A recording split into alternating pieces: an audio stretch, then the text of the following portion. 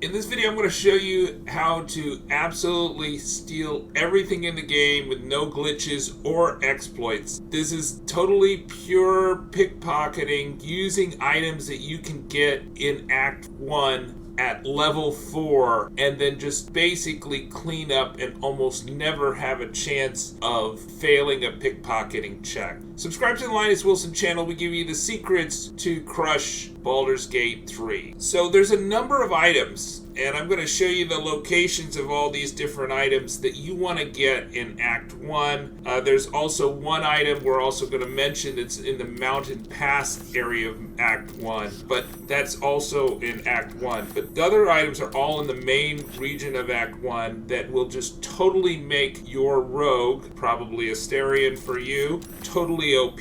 And we're also going to tell you how to respec him so that he can be most effective stealing everything from merchants by pickpocketing. Okay, so we're going to have timestamps in the description. We're going to start out with the items that you really want to get, and then we're going to move on to the build, and then finally how you implement this when you're pickpocketing so you have a very low, almost zero chance of getting caught. So you don't need to save scum or very rarely save scum. Okay, the easiest thing to get is the Smuggler's Ring. It's on the Risen Road. It's actually below the bridge, and it's on this skeleton in a bush, so it's really easy to miss. And it gives +2 sleight of hand and +2 stealth with -1 charisma. But it's not going to matter because we're not going to use this for charisma checks. We're going to use it for sleight of hand checks. That's the stat that we want to maximize here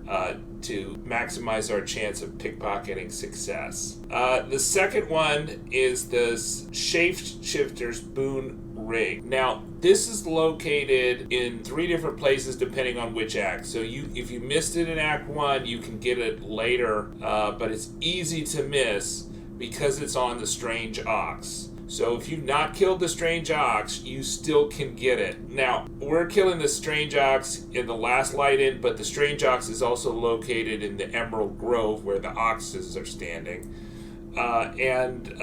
What I recommend is cast Darkness or Fog and then kill it quickly. And then you'll get the 1d4 on checks when the person is disguised. Okay, so we're going to do our pickpocketing when disguised to get this 1d4 bonus. And then the third thing is the hardest thing to get is the Gloves of Thievery. And that Shapeshifter Boon Ring, it's at the Emerald Grove by the Oxes, which is right in the middle.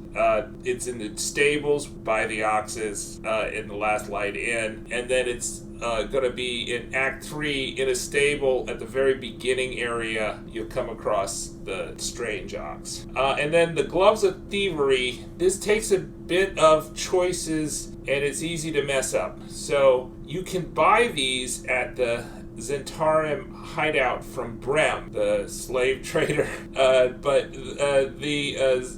he's got a slave artist. And the thing is that you can't buy it from him right away. You need to get the missing shipment. So you need to save the guys from the Knolls, and then you need to convince them, or it's best to convince them, I would think, that's the way I did it, that you can take the shipment to the Zentarim, right? And so then you take the shipment. Do not open it. Do not open the chest. There's only one thing that you can take from if you're being peaceful, and you take the big chest after you convince them to do that, and then you take it to the Zentarim hideout, and then a cutscene's going to ensue where they're going to say you can join our gang if you kill the guy that stole the shipment, and then that'll put you in their good graces, and then you'll be a Zentarim, and you'll be able to get the Gloves of Thievery from Brem because you'll get to see the good inventory. And that gives you advantages on sleight of hand checks, and that is so important, and we'll talk about why that's so important a little bit later. But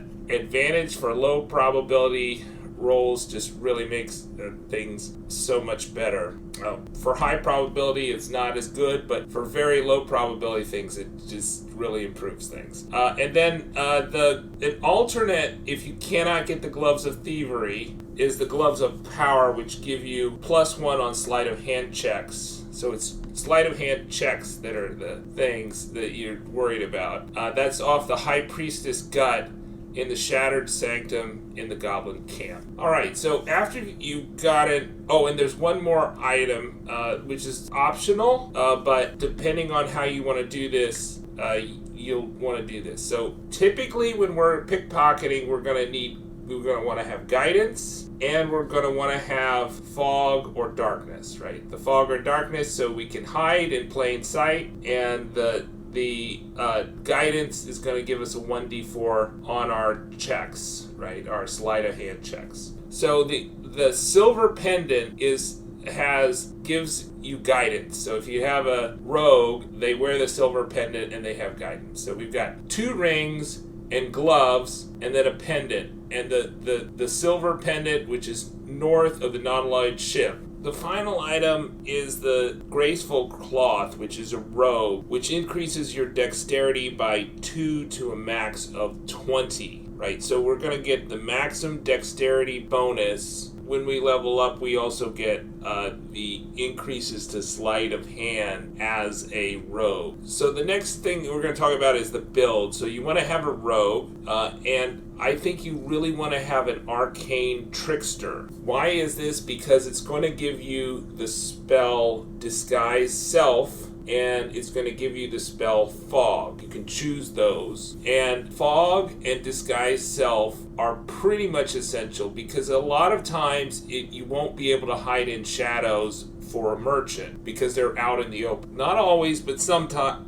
for the most part, that's true. So what you want to do is you want to, when you go to Withers and respec to Rogue, you change your abilities. Make sure that you get 17 before you start leveling up on ability for dexterity. And you my level 6, so by the time you get your level 4 feet, right, you should be you could get to 19 for dexterity. Now if you put on the Graceful Cloth, you'll get to 20, right? So you could only you might decide you want to put 18 in dexterity, but you know, it'll be useful in other places. You might not want to wear the Graceful Cloth if you're going around maybe fighting and exploring, but you may want to only put it on for stealing. So in that case, a higher dexterity modifier might be good, depending on what you choose later on when you get your feats at level 8 and 12. And just when you're given choices, maximize your sleight of hand. So put all your points in sleight of hand. So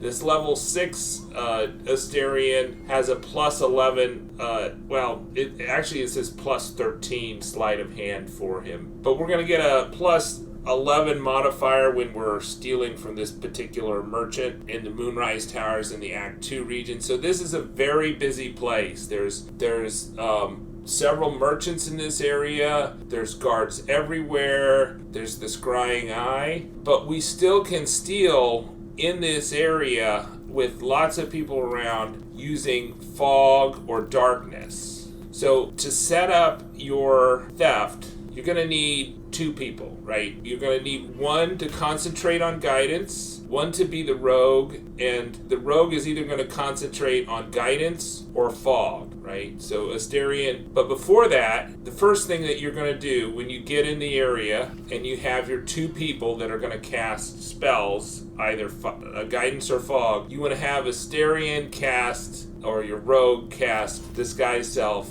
and change your race and gender or whatever. So just change it to something different than what you are. So when you're disguised, then you're going to get that 1d4 bonus, right? And then you're going to want to cast guidance, right? Either on yourself or have a cleric such as Shadowheart cast guidance on you. So you want to, if you're separating your party out, and I recommend doing that, just have 2 people. You're going to have a cleric or a magic user. And so the cleric's going to cast guidance.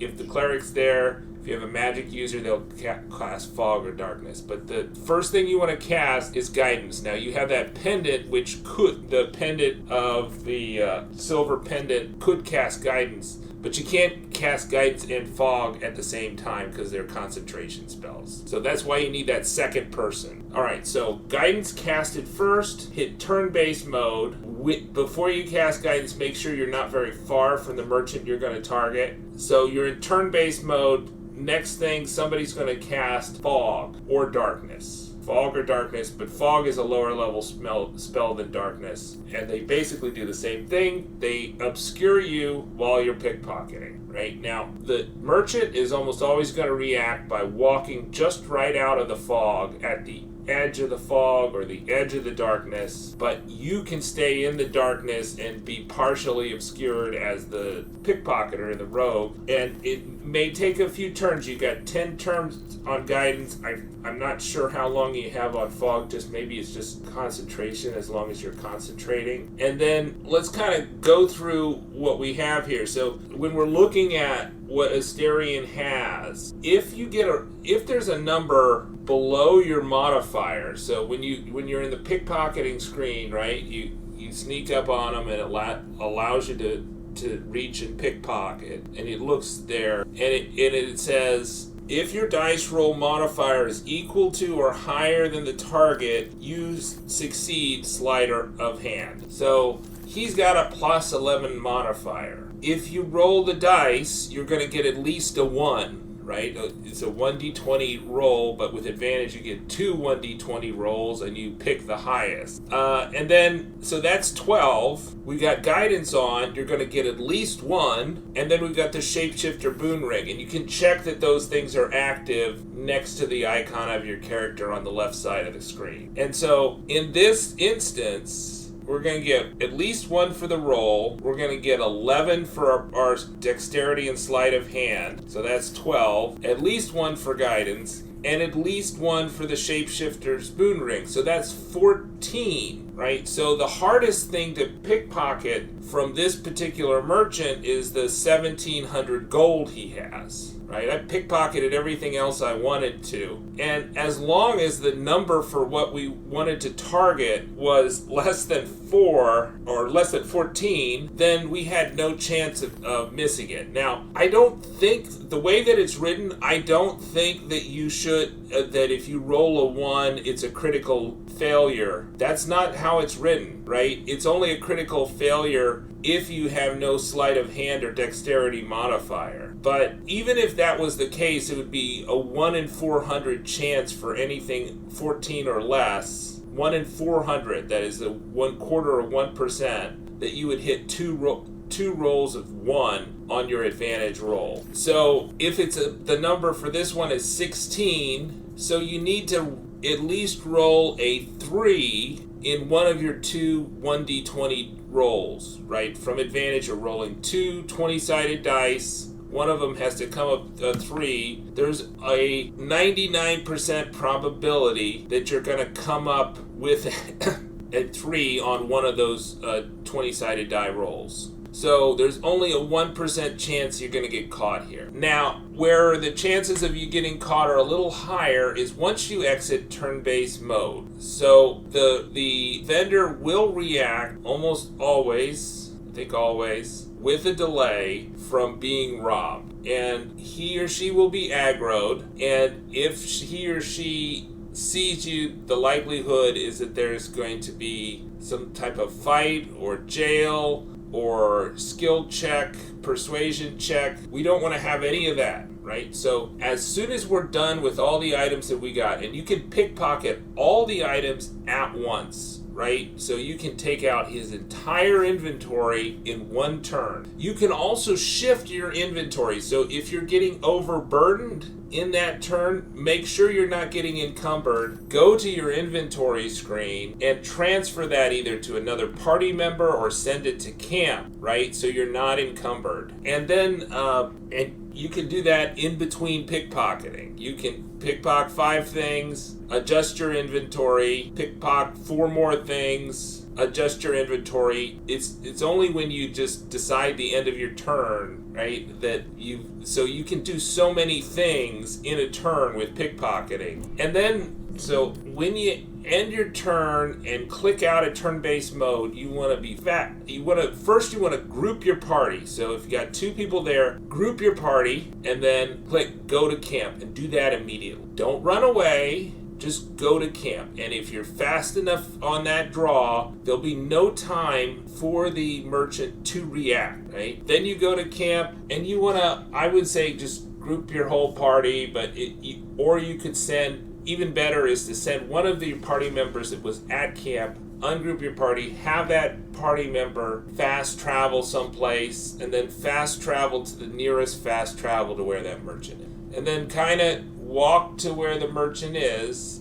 and don't get there too fast, because the merchant needs about a minute, less than a minute, to react, but there may be a delay in his reaction, and if you're not there, he may still be reacting. So you need to kind of have a witness there, but you want to have an innocent witness, preferably somebody that has none of the loot. So hopefully you didn't send the loot to this person, this party member. And then when you see that he's calmed down, then it's safe to roam around that area again with your whole party, including Asterion or the rogue who stole the stuff. This is almost as good as the money glitch before that was patched in patch 3. It's because it's almost as quick if you have the items that I have in this video. So you want to go get all those items and use those items while pickpocketing, and you won't have to save scum very much at all. You won't have to save while pickpocketing, and you'll be able to get as many items and gold as you can stand. Subscribe to the Linus Wilson channel. We give you the secrets to crush Baldur's Gate 3. Let me know your experiences with pickpocketing in Baldur's Gate, and if there's any good items that I missed. I want to thank Distinguished Opinions. His video is going to be in the description, as well as my other Baldur Gate videos. And go back to the timestamps for things that you want to hear again. Also, I want to thank Watrobson, 1974, who told me about the Graceful Cloth, commenting on another video. Bye-bye.